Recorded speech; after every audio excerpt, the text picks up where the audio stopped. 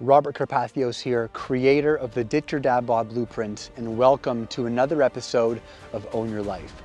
You're about to meet one of our top VIP fat loss students and learn how he torched nearly 30 pounds of stubborn belly fat, got visible abs in the process, and quite frankly, he freaking crushed it. Enjoy.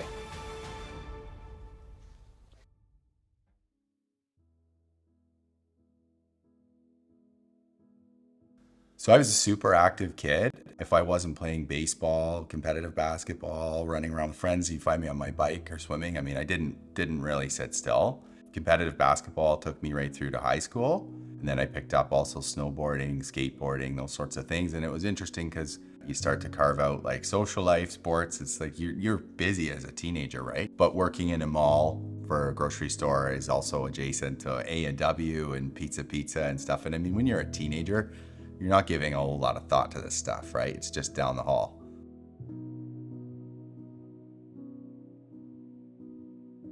It was unconscious as a preteen and a teenager. I was just doing healthy disciplines and behaviors, right, at the end of the day. But university was the first time I really lost sight of thinking that way at all.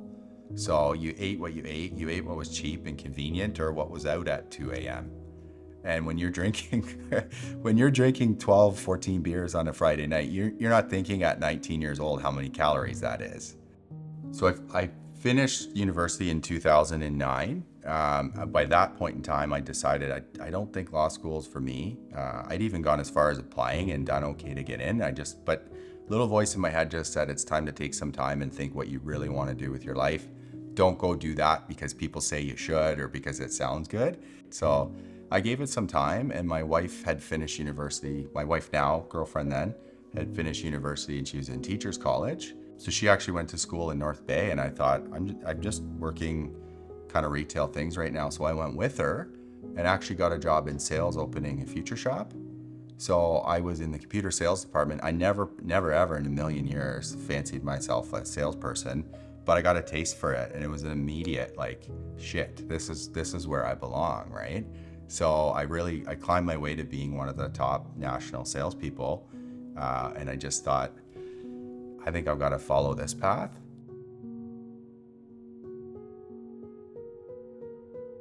So I think that the curse, if you will, of a new salesperson is you've got to grind. And I mean, you've got to be available. And the expectation nowadays is not 9 to 5, Monday to Friday. It's that I can call you Saturday at 8 p.m. So you grind in the beginning and you don't have a whole lot going on. But once you've filled that pipeline, it doesn't take a lot of people very long to get to the point where they have more than enough or too much going on.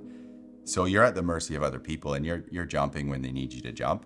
It was an unconscious thing. I mean, I wasn't doing any of this eating improperly or partying too much to myself. It was just something I didn't give a lot of thought to. So I mean, I'm trying to think back, but as a preteen, I think I was probably about 175 pounds at an athletic full-grown weight. That crept up to 200 pretty quickly. The freshman 15 for me was more about like 25, I think, if I'm not mistaken. And it wasn't a rapid degradation. I would say I just was the guy that consistently put on 5 or 10 pounds a year with the more sedentary state and unhealthy pounds. And I got to the point that one day I looked on the scale and I was at 255. So that was an aha moment for me, because I thought, you look at that, then you go to Google and you start learning about BMI and those sorts of things. And that was one of the first times that I thought, like, this isn't a good path by 30 years old. And so, I didn't do anything about it in the moment, but that clicked.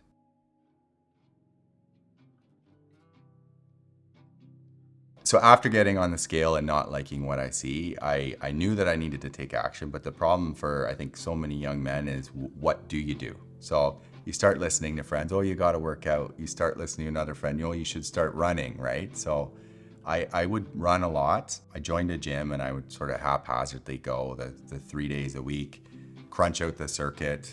And you start to see that you're not making progress. Like, you're not looking like the cover of Men's Health, but it started to slow the unhealthy habits to the point that it got to sort of a status quo for several years, where it certainly wasn't getting any worse, but I didn't know what to do, or I didn't have the tools and resources to get better.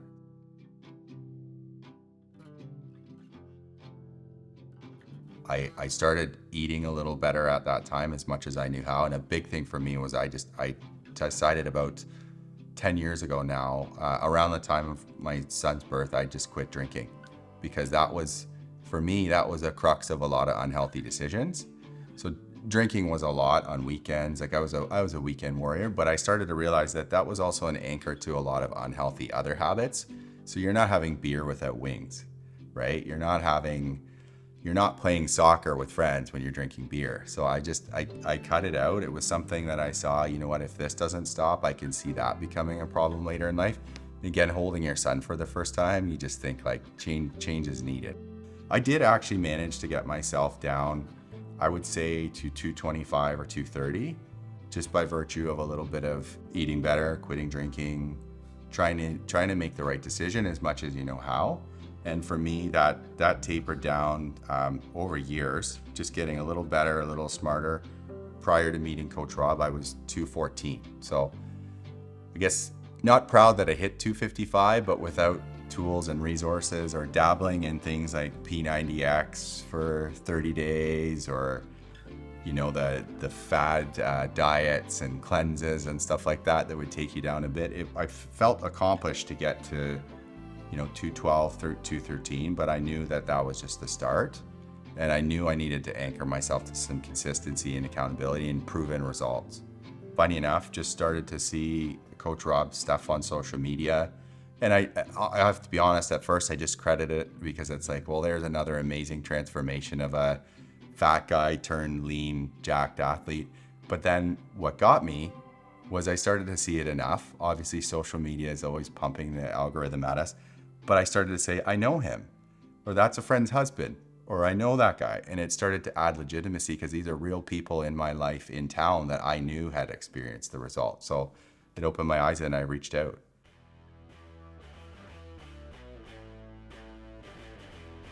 So I've been in the program 7 months now. I've lost 28 pounds. Interestingly enough, that's not the most exciting part. I mean, the way that clothes fit, the confidence is through the roof, but it's the body composition changes too. So it wasn't just fat falling off. I've had muscles where I've never had them before. And I know that we're just in the beginning stages of that.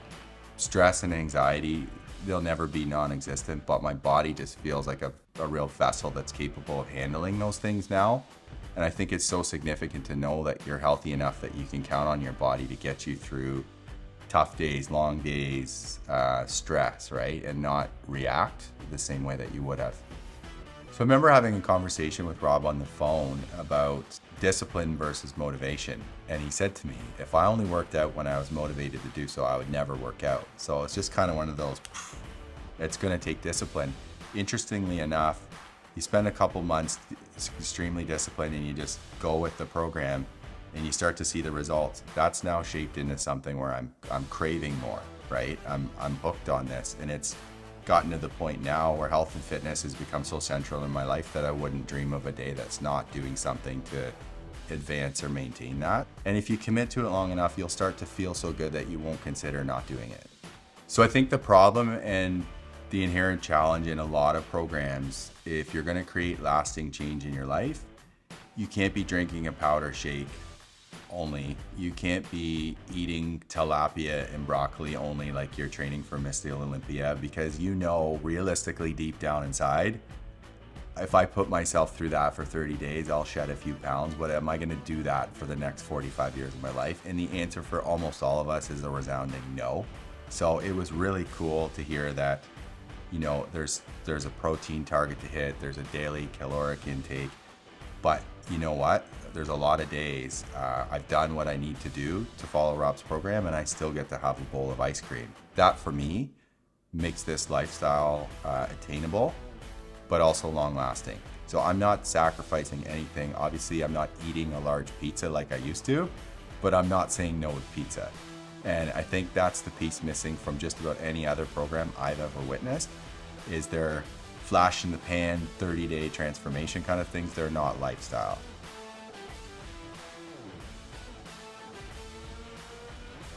So if you've been skeptical about making lasting change for yourself, I would say this program's rigorous enough that you need to know that you're ready to commit, and don't do it until you are. But if you know deep down inside it's time for change, this is the program. And I would just encourage you to reach out to Rob. Like I said, it was a remarkable first intake call. Made it very obvious that he knew what he was talking about, that the results were spoken for locally here. And I just knew that, you know what, I just had this voice in the head say, this is the one you can stick to. And I love the fact that it's not chicken and broccoli for the rest of your life. Go ahead and have your Friday wings and the program will still work. There you have it. Nearly 30 pounds of stubborn belly fat torched, visible abs in the process, all because he bet on himself and went all in. So listen, if you're watching this right now and you feel like you're currently wearing the shoes of the old Brendan and you're not sure where to start, I want you to book a free strategy call right now. We'll jump on the phone and we'll see if we're a good fit to coach together. All right, so thank you for watching. We'll catch you in the next episode, and always remember, own your choices, own your life.